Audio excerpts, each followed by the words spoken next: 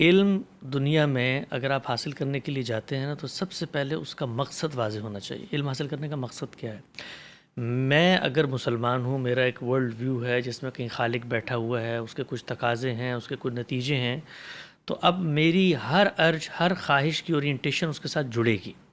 ہم اس دنیا میں ایک امتحان کے لیے بھیجے گئے ہیں. یہ جس طرح عمل کا امتحان ہے، اس طرح علم کا بھی امتحان ہے. علم کے امتحان میں جو مقصد ہے وہ ہے حقیقت کو جاننا، تلاش حق کی جستجو، ٹروتھ سیکر بننا. اور یہ سب کچھ میں نے کیوں کرنا ہے؟ اس لیے کہ بھائی میں جب سچی بات کو جانوں گا، میرے خالق کی کوئی منشا ہے اس دنیا میں، اس کی یافت ہوگی، اس کی کوئی خواہش ڈیزائرز ہیں، اس کو میں دریافت کروں گا، تو پھر اس کے بعد میں نے اس پہ عمل درآمد کر کے کامیاب ہونا ہے آخرت میں.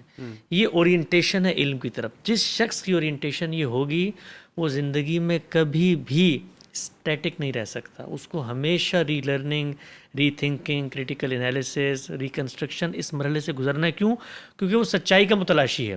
اب سچائی اس کو اگر مل گئی ہے تو وہ پورے اعتماد سے اس کو بیان بھی کرے گا، پورے اذعان سے دنیا تک پہنچائے گا بھی، لیکن ہر وقت تیار رہے گا کہ اگر کوئی دوسرا شخص اس کو کچھ بتانا چاہتا ہے تو وہ اس کا پرابلم ہے سچائی کو جاننا، تو وہ آگے بڑھ کے اس کا ہاتھ پکڑے گا اور کہے گا مجھے بتاؤ کیوں. کیونکہ میں نے علم حاصل کر کے کوئی فرقہ نہیں بنانا، کوئی مسلک نہیں بنانا، کوئی سیاسی تنظیم، کوئی جتھا گروہ نہیں میں اللہ کی بارگاہ میں کامیاب ہونا چاہتا ہوں. کل وہ مجھ سے پوچھے کہ تمہارے سامنے 4 باتیں آئی تھیں، کس بنیاد پہ تم نے ان کو مانا؟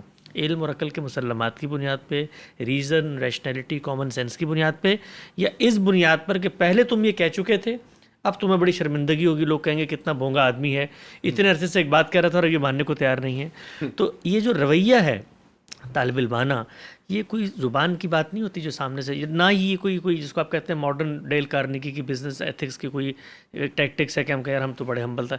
یہ تقاضا ہے اس بات کا کہ اگر آپ سچائی کو جاننا چاہتے ہیں تو you have to relearn whatever you have already learn.